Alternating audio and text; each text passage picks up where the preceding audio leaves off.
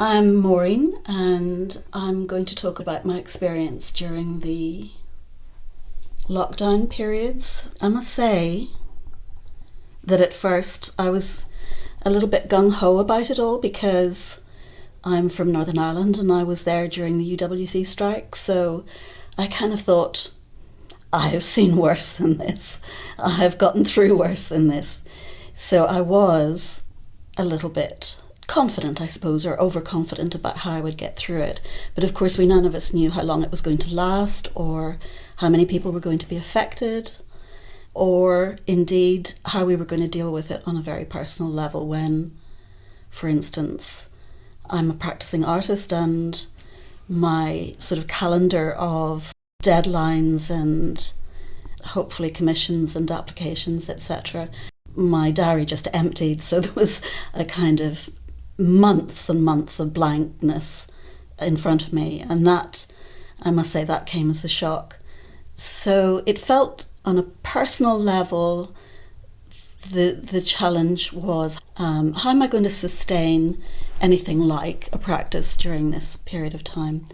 So my living situation here in Folkestone is I have a live workspace. So I live in this part of the building, and right beside it, or sort of part of it, is a workshop, formerly a stables, but it's now a workshop.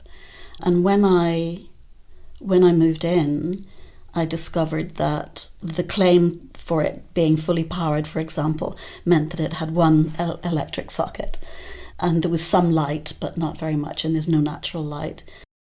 So I think that I made a conscious decision that I needed to think about and believe in a future, that I was okay with the solitude, I was okay with not having a social life. All of that I could deal with, but I needed to sort of somehow invest in a future.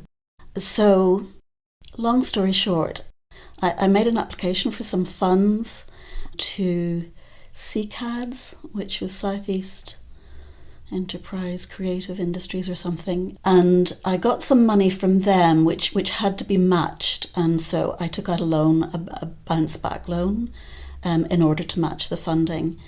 So I felt quite pleased with myself that I'd managed to find a way to invest. So I got the workshop fully wired up, so it's got proper lighting.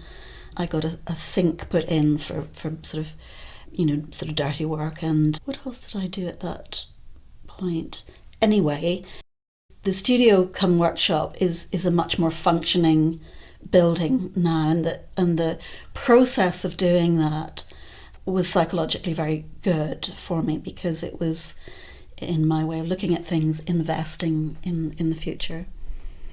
On a day-to-day level, I started cycling again, and cycled not very far, just down to the Leas, but I'd cycle over there and lay on one of the very many benches. One of the great features, I think, of Folkestone and the Leas is all the benches. So I'd cycle over to a bench and have a sort of afternoon doze on a bench and just enjoy the air and the sounds. Unlike many locals, I love the sound of seagulls because I've never lived by the sea before, so it really reminded me that I was living by the sea, which I thought was wonderful. And then I had a very beat up old car, still do, well, not the same car, but still a beat up car. But I drove over to Hythe regularly just to buy some groceries, some treats, because suddenly dinner was the highlight of the day. And I found myself thinking during the day about what I was going to have that night. So like many people during that time, I put on some weight, but I enjoyed cooking and thinking about, what I was going to have, and tried to eat as healthily as I could. So I was aware that I needed vitamin D, I needed fresh fruit and vegetables. I probably didn't need quite so much wine, but, that was helpful. That became a little bit of a routine. Oh, I love that part of the coast, I meant to say, just driving from here, through Sandgate and along that lovely coastline. That also was just a lovely thing to do. and again, just it reminded me of where I am living now, because I'd moved in 2019, so the timing was bad, but I was still enjoying the fact that I was living, by the sea, and also, of course, that little run was keeping the car ticking over. So it was kind of, I realise now as I'm saying it, a mixture of practical and psychological strategies to get through it. And that's what it felt like, something that I had to get through. I didn't get COVID, which I'm terribly pleased about, because I know a lot of people who did, and I'm aware of the impact that had on people and their families, and I'm also aware of a few people who have long COVID, which is horrible. So I feel very lucky in that respect, and I felt very lucky to have access to vaccination.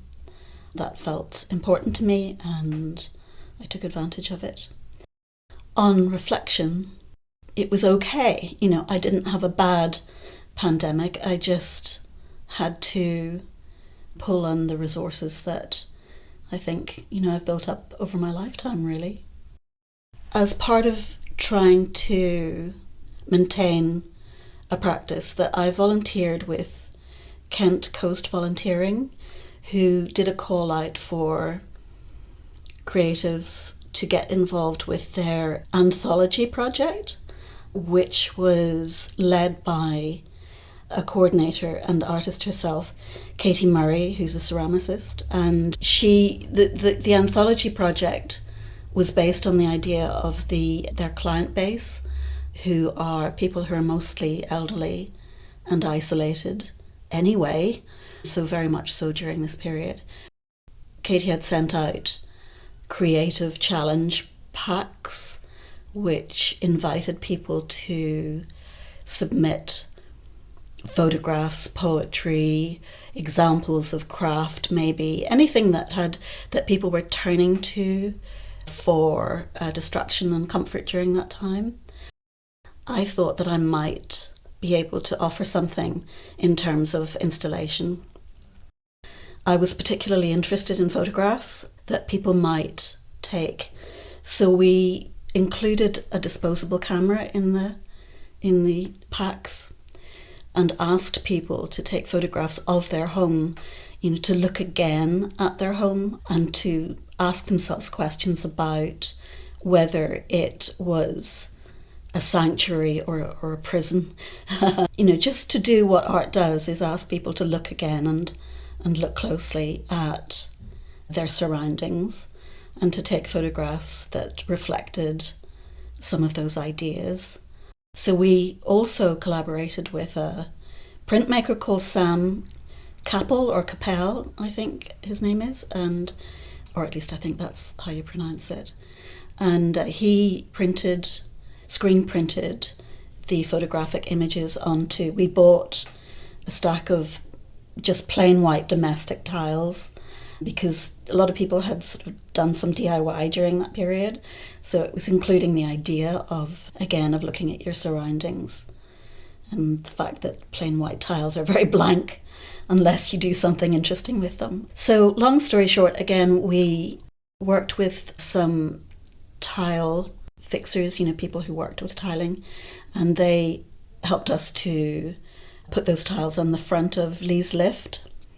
It had to be somewhere outside. It had to be somewhere with almost a blank page that would be visible, but not involve close contact with people. So there was there's still a blackboard up in front of one of the windows, and we tiled that board with the tiles that had been screen printed. And again, it was about both, some themes in my work about memory, about the things that shaped us. And a lot of people in Folkestone hold Folkestone Lee's Lift in very high regard. It's a very iconic building, and it's the source of many happy memories and memories of family and just better times, really, or at least in people's minds, better times. But also forward-looking, because Lee's Lift has a Heritage Lottery Fund project or a funded project to reinstate and restore the Lees lift. So it was about, again, investing in future, thinking about the future, and, you know, happy times ahead, different times, but happy. So that was something that I'm very glad I did. I mean, it's not the best installation I've ever done, but I think it's very much of its time, and it kept me thinking about what my work is and why I do it and how I do it. I suppose I just think, looking back, that of course it was a terribly challenging time, and, you know, I'm glad it's over and I'm glad I got through it, and, you know, hopefully we may never experience that again, but hard to tell, isn't it? I mean, I drew on my resilience, and I knew I had that, and I still do, but I still think that I'm sort of coming out the other side of it a little bit, you know. I don't think that I've completely emerged from it, whatever I mean by that. I'm not sure what I mean by that, because, you know, after experiences like that, it's terribly difficult to define what normal is again, and terribly difficult to re-find or reinvent yourself. So I guess I feel I'm still going through that.